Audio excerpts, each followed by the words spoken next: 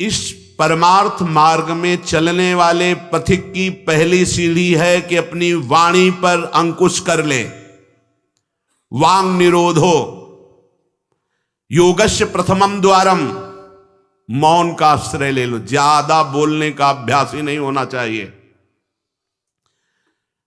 बड़े अपराध बन जाते हैं, निंदा स्तुति बन जाती है, दोष दर्शन होने लगता है, वो साधक गिर जाता है। मौन का स्वभाव बनाना चाहिए। जड़ मौन यहां वृंदावन में ठीक नहीं। यहां हम राधा राधा बोलेंगे, प्रभु की चर्चा बोलेंगे, कोई प्रश्न करेगा तो जो शास्त्र सम्मत बात है उत्तर देंगे, नहीं तो मौन रहेंगे। प्रपंच की तरफ से पूर्ण मौन होना चाहिए। आपको पहली बार कोई खड़ा करके बात कर रहा है, समझ में आया इससे बात करना प्रभु को भूल जाना है, अगली बार से वो कहेगा राधे राधे, उत्तर नहीं देना। श्री हरिवंश, उत्तर नहीं देना। अंदर से श्री हरिवंश बोले, चल दिए। हमें किसी से क्या लेना देना। हम किसी का अहित नहीं करेंगे, अमंगल नहीं करेंगे, हम किसी पर दोष दर्शन नहीं करेंगे, पर हम अपनी वृत्ति को भगवदाकार करने आए हैं। ये नहीं कि कोई हमसे बोले तो हम बोलना जरूरी है, नहीं। कोई प्रश्न करे तो बोलना जरूरी नहीं। उपासक हो, आप कृपा करें तो बात कर ले, ना चाहे तो बिल्कुल आपके ऊपर कोई शासन नहीं कि आपको बात करना ही पड़ेगा, ऐसा सिद्धांत नहीं है। योगस्य प्रथमम द्वारम वांग निरोधो, सबसे पहली साधना है वाणी को रोक ले। बोलने से बहुत शक्ति नष्ट हो जाती है। जैसे हम भगवत चर्चा करें तो इससे शक्ति बढ़ती है, लेकिन प्रपंच की वार्ता करने से वाणी की शक्ति नष्ट हो जाती है। जब आपकी जबान अपवित्र हो गई तो नाम कैसे चलेगा? जब वाणी अपवित्र है तो आपके अंदर शास्त्री कैसे शब्दों का भाव आ पाएगा? नहीं आ पाएगा। महावाक्यार्थस्य विचारिताम, आप नहीं विचार करने की क्षमता वाले रहेंगे। यदि आपने व्यर्थ की बातें शुरू कर दी, अश्लील भाषण बोलते, गंदी भाषा बोलते, तो आप में कभी विचार शक्ति ही नहीं रह जाएगी कि आप शास्त्रों के, संतों के वाक्यों का मनन करने की सामर्थ्य रखें। खो देंगे सामर्थ्य। बहुत अमृत में वचन निकलते हैं मौन वाणी को पावन रखने वालों के, एकदम शहद में डूबे हुए वचन। इसलिए वाणी पर अंकुश कीजिए। जरूरत हो तो बोलिए, नहीं तो मौन। श्री जी का जस गाइए, नाम कीर्तन कीजिए, इसके अलावा मौन रहिए। इन नियम ले लीजिए। जब आए हो भगवत प्राप्ति के लिए तो काहे को बख्शो। इन इंद्रियों को सीधे अनुशासन में लीजिए ना। आपका स्वरूप इंद्रियां थोड़ी है, आप इनके संचालक हैं। आपकी सामर्थ्य से सामर्थ्यवान होकर आपको बांधे हुए हैं, आप इनको बांधिए। बहुत हो गई स्वतंत्रता इन दुष्टों की। माता देहूती जी भगवान कपिल जी से कहती, मैं ऊब गई इन दुष्ट इंद्रियों से भोगते हुए, नाथ अब वो उपाय बताइए जिनसे इन दुष्ट इंद्रियों के कब्जे से मैं बाहर निकलूं। माता देहूती जी, ये बहुत दुष्ट है। ये कुछ मिनट तो लगेगा, बहुत शांत है और भगवत स्वरूप में लगने वाली हैं, और एक क्षण में गिरा के ऐसे नरक में खड़ा कर देंगी जहां पश्चाताप ही होता है, हाथ कुछ नहीं लगता। योगस्य प्रथमम द्वारम वांग निरोधो, फिर अपरिग्रह। पहला द्वार है वाणी पर शासन कीजिए। हम वाणी गायन करेंगे, श्री जी के लीला चरित्र, नाम कीर्तन, इसके अलावा मौन।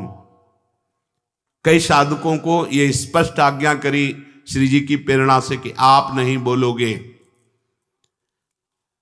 तो उसका पालन करना चाहिए। जब सत्संग में आप सुन रहे हैं कि योगस्य प्रथमम द्वारम, तो आप अपनी वाणी को संयम में रखिए। किसी की मजाक, उपहास, किसी की चुगली, निंदा, ये सब बिल्कुल नहीं। अगर आप ये सब करते रहेंगे तो निरंतर नाम नहीं चलेगा। आप सत्संग का मनन नहीं कर पाएंगे। मनन करके आप अपने आराध्य देव में स्थित नहीं हो पाएंगे। जरूरी है मौन, जरूरी है, पर विचार मौन। ये धाम है, इसलिए हम जड़ मौन की बात नहीं करते, विचार मौन। और वो मौन ही किस काम का जो एक शब्द में हम बात कर लेते हैं, वो 5 मिनट लगाएं। जैसे कोई बात करनी, अब वो कुछ बोला, अब उसमें पूरी एकाग्रता पूरी शक्ति नहीं, सीधे बोल रहे, स्विच ऑफ कर दे, क्या चला गया। जड़ मौन के लिए फिर ना ऊ कुछ नहीं, ना लिखना ना पढ़ना ना कुछ, बिल्कुल बालवत परमहंस स्थिति, कोई प्रश्न नहीं, कोई उत्तर नहीं, एकदम जड़वत, जीते जी मृत, जीवन मुक्त होने के लिए। तो वो ये श्रीधाम वृंदावन है, यहां उचित नहीं, क्योंकि यहां राधा नाम स्वयं हरि रटते हैं, तो हमारी जबान की सार्थकता है, राधा नाम कीर्तन करें, वाणी जी का गायन, इसके अलावा मौन रहे। दूसरा, अपरिग्रह, उतना ही स्वीकार कीजिए जिससे आपकी जीवन यात्रा चलती, इसके बाद नहीं। एक भी वस्तु एक्स्ट्रा आपके पास नहीं होनी चाहिए। क्यों होनी चाहिए? जब रोज का रोज श्री जी दे रही तो तुम्हें एकत्रित करने की जरूरत क्या है? आपको जो दिनचर्या में चाहिए बस उतना ही, इसके आगे नहीं। एक भी कंबल एक्स्ट्रा नहीं रखना होना चाहिए, एक भी वस्त्र नहीं एक्स्ट्रा नहीं होना चाहिए। जो हमारी दिनचर्या में आ रहे हैं कि 2 कॉपिन, 2 मार्किन, बनियान, स्वेटर, 1 कंबल या 2 कंबल, जिससे आपकी दिनचर्या कट रही, बस इसके अलावा आपके पास कुछ नहीं। आपकी जो दिनचर्या है, वो दिनचर्या जो प्रभु दिए हुए हैं शरीर पालन पोषण के लिए, शरीर के लिए उतनी आवश्यक है। अगर सही दिनचर्या करनी तो राइट टाइम पे आपका पहले कंबल हटना चाहिए। समय कंबल फेंक दिया दूर, अब अपनी दिनचर्या में लग जाओ। काहे को शरीर को इतना दुलार करके बबुआ बनाए हुए हो, कान के कंटूप ऐसे बांधे, मुंह में ऐसे बांधे, ऐसे क्या होना है इसको? ये जड़ शरीर है, जितना प्यार करोगे उतना ही परेशान करेगा ये। हाँ, इसको ज्यादा नहीं, आहार दे दिया, संयम नियम से स्नान ध्यान पूजा पाठ, हर समय भगवत चिंतन, ये जड़ है, अभ्यास है। यहां कौन बांधता है कुछ? 12 महीना झेलता है नहीं मस्तक का, ये सब कौन बांधता है? ऐसे अभ्यास, चलो इतने कमजोर अभ्यास के हैं तो जितना उचित वस्त्र उतना पहन लिया। अब ये नहीं कि सोमवार को हरा, मंगल को नीला और बृहस्पति को पीला, और अलग अलग दिन के अलग अलग स्वेटर, अलग अलग दिन के अलग अलग। भैया ये विलासिता नहीं। भगवत प्राप्ति करनी तो एक स्वेटर में 10-5 साल तो कट ही जाएंगे, दूसरा हम क्यों लें? एक जीपर मिल गया, उससे शरीर ढक लिया, 10-5 साल चलेगा, 2-3 महीने पहनने को होता है, हर साल नया। तो भाई हमें क्या कार, हमें कहीं जाना है क्या पार्टी में? हमारी यही पार्टी, बाबा जी की पार्टी, भगवत मार्ग के पथिक है। उचित उचित बिल्कुल नहीं से बहुत, वो इसको दुलार करने का मतलब है अपना पतन करना। सच्ची मान लीजिए, इसका पतन करना। वयोवृद्ध है, रोगी शरीर, वो अलग बात है, थोड़ा तो आनंद लीजिए प्रकृति का वार सहने का। अगर शरीर रुग्ण नहीं है, जवान शरीर हो, ब्रह्मचारी हो, आग है अंदर, सहो हर प्रकृति के वार को, गर्मी सर्दी बरसात भूख प्यास, सच्चिदानंद में स्थित हो जाओ, तुम्हारा बाल बांका भी कोई नहीं कर सकता। अब मार दिन में 50 बार शीशा देखना, अब वो फंसाएगा कि नहीं फंसाएगा? चेहरा फंसाएगा ना। तिलक के सिवा दोबारा शीशा नहीं देखना चाहिए। इस देहाभिमान के राग को काटना कि पुष्ट करना है? जय बार निकले तय बार देख करके हर सेटिंग किसको दिखा रहे हो यार? क्या तुम किसी को लुभायमान करना चाहते हो क्या? हरि को? तुम्हारे इस पार्थिव शरीर पे लुभायमान होने वाले नहीं, और जो लुभायमान होगा तुमको नष्ट कर देगा। तो हमें इसको बिगाड़ के रखना है, इसको सजा के नहीं, भगवत प्रसादी आदि लगाए। हमारा देहाभिमान बार बार हमको गिराने की कोशिश करेगा। ये हम जो हंसी मजाक में भी कह रहे, इसको अच्छे से समझना। ये जो 2 प्रकार की पद्धति रखी गई है कि आप मुंडन करवा के रखिए क्योंकि आपके बालों से शोभा बढ़ेगी, और आप बाल रखा के रखिए क्योंकि आपकी शोभा बिगड़नी चाहिए। रज लगा के रखिए कि आपको ही आपके शरीर में राग ना रह जाए। बात यहां किसी के दिखाने के लिए नहीं है, आपके शरीर में आपको राग ना रह जाए। आप बार बार साबुन लगाएंगे, तेल लगाएंगे, बार बार शीशा कंघा और अपने चेहरे को सजाएंगे तो देहाभिमान पुष्ट होगा और ये नष्ट करेगा। कुछ नहीं है, बड़ी दुर्गति है, मान लीजिए। इसका अंतिम परिणाम आग में जलना, चाहे जितने चिकने कर लो गाल, चाहे जितने लाल कर लो, मरना है, पक्की बात समझो। तो जीते जी अमरत्व क्यों नहीं प्राप्त करते? अरे ऐसा रूप प्राप्त करो जिसमें गाल लाल ही रहते हैं, लालिमा लगानी नहीं पड़ती। श्री जी की दासी लक्ष्मी कोटि विलक्षण लक्षण लसल लीला किशोरी सतई, करोड़ों लक्ष्मी आश्चर्यचकित हो जाए ऐसा रूप श्री राधा दासियों का है। गीध देह तज धरि हरि रूपा, गीध ने शरीर त्यागा, हरि रूप होकर धाम जा रहा है। बाहरी लाली लगाने से थोड़ी हरि मिल जाएंगे, बाहरी श्रृंगार से थोड़ी हरि मिल जाएंगे। प्रार्थना मान लीजिए कुछ दिन का है, धोखे में मत फंसिए। ये धोखा है। खेत में रक्षा करने वाले एक धोखा टांगते हैं, पैंट शर्ट टोपी लगा के, वहां कोई नहीं होता, लेकिन पशु धोखे में हो जाते हैं। ये धोखा है। अगर पशुवत बुद्धि रखोगे तो ये धोखा तुम्हें पूरे जीवन, पूरा का पूरा जीवन नष्ट कर देगा। इसी धोखे से निकलने के लिए हमें अवसर मिला है। योगस्य प्रथमम द्वारम वांग निरोधो अपरिग्रह, वाणी से मौन रही और जितनी आवश्यकता है उतना वस्त्र लीजिए। एक संत भगवान आए थे, एक मार्किन से बांधे हुए थे, साल उड़ाया तो बोले आपकी आज्ञा इसलिए ओढ़ लेते हैं। तो हम कहा किसी बाहर निकल के किसी को दे देना, हमारी श्री जी की प्रसादी, इसलिए हमारी प्रसन्नता के लिए। तो उनका ओढ़ लेते हैं, पर महाराज हम रहते ऐसे ही हैं। हमका धन्य है, नौजवान हो, बहुत सुंदर है। तो हमका आप बाहर जब निकलना किसी को देखना ऐसे आवश्यक है तो आप दे देना। तो बड़े प्रसन्न हुए, आदर करके उन पर हृदय में आदर हुआ उनका, नहीं मुझे नहीं चाहिए, मैं तो जैसी रहनी से रहता हूं। हमने घटिया घाट है एक फर्रुखाबाद फतेहगढ़ की तरफ, वहां रुके हुए थे।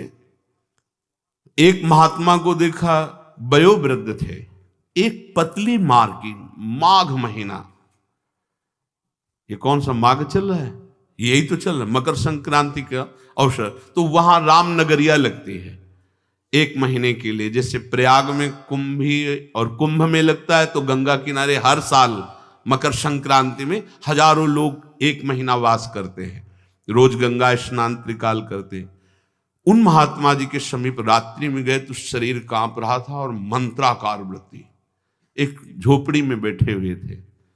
बड़ी लज्जा लगी हमें अपने ऊपर कि हमारा जवान शरीर है, 30-35 वर्ष पहले की बात, और हम 1 मार्किन पहने, 1 मार्किन ओढ़े, ये तो केवल 1 मार्किन पे है। तो हमारा क्या कर्तव्य बनता है, हमको ये भी फेंक देना चाहिए।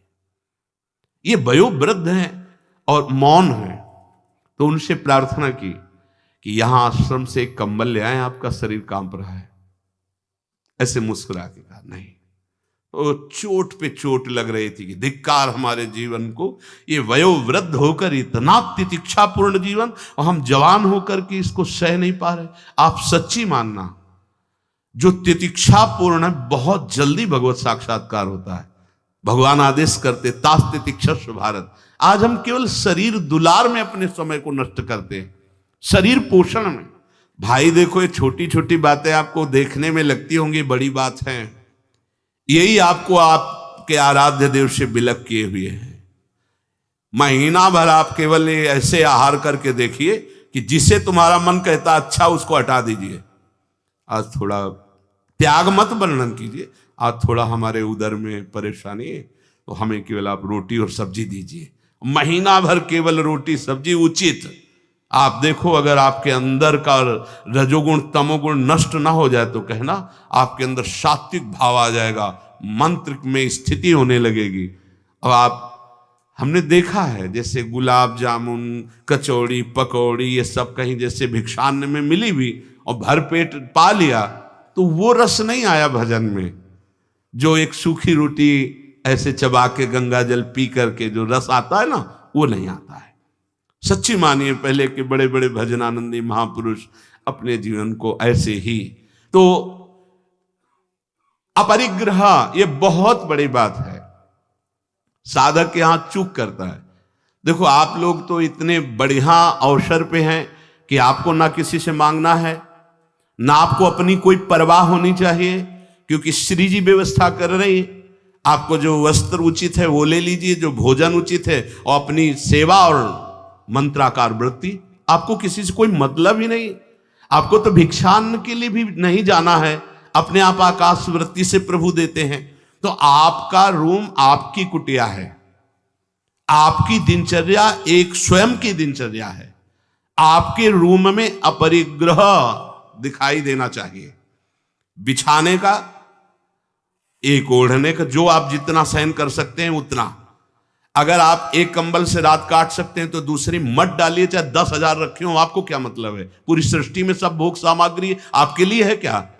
अपरिग्रह, हम जहां चूक करते हैं उसको पक्के से बांध लीजिए, अभी आनंद की धारा में आ जाओगे। वाणी को कंट्रोल, शासन। आवश्यक है तो बोलेंगे, नहीं तो मौन। दूसरा, उतना ही स्वीकार करेंगे जितने की आवश्यकता है। भगवदानुभूति के लिए एक बार तो आग लगनी चाहिए जीवन में, कि जीवन मृत तुल्य होना चाहिए। यहां जरा सा साधन बना कि पोस्टर बैनर में आ गए, प्रशंसा में आ गए, कैसे भगवत प्राप्ति होगी? अपरिग्रह। और आगे, निराशा च निरीहा च नित्यमेकांत शीतला। आशा ही परमम दुखम, नैराश्यम परमम सुखम। उपासक को किसी व्यक्ति, वस्तु, स्थान से कोई भी आशा नहीं होनी चाहिए। हाथ जोड़ के तुम्हारे कमरे में पहुंचा दिया जाएगा तुम्हें जो आवश्यक है। तुमको आके रजिस्टर में लिखने की जरूरत नहीं, तुम्हें मांगने की जरूरत नहीं है। तुम निष्ठापूर्वक ध्यान दे करके देखिए, ये देखा गया है जीवन में, जिस समय जो आवश्यकता होती है हाथ जोड़कर वो आता है। कौन? जिसकी शरण में हो। समझ नहीं पाते और कहता है ये वस्तु ले लो, तो आश्चर्य होता है कि ये बात कैसे कोई जान गया कि मुझे आवश्यकता थी, मेरे शरीर को आवश्यकता थी। जितनी जो आवश्यकता उतना। इसके बाद आशा ही नहीं, निराशा हमारा परम पद में पहुंचाने वाला मार्ग है। आशा ही परमम दुखम, नैराश्यम परमम सुखम। किसी व्यक्ति से, किसी वस्तु की आशा बिल्कुल नहीं होनी चाहिए। तब लग जोगी जगत गुरु, जब लग रहा है निराश, जब आशा मन में भई जग गुरु जोगी दास। आशा नहीं होनी चाहिए। आशा एक ही बात की होनी चाहिए, कब किशोरी जो मिलेंगी। आशा से दास्यम वृषभानु जायास, तीरे समध्यास जब भानु जाया। कब मैं अपने स्वरूप में स्थित होऊंगा, इसके अलावा कोई आशा नहीं। शरीर की आवश्यकता है। मान लो यहां सुविधा है कि भाई आप यहां से ले लीजिए, तो आप ले लीजिए, नहीं तो किसी से मांगने की जरूरत नहीं।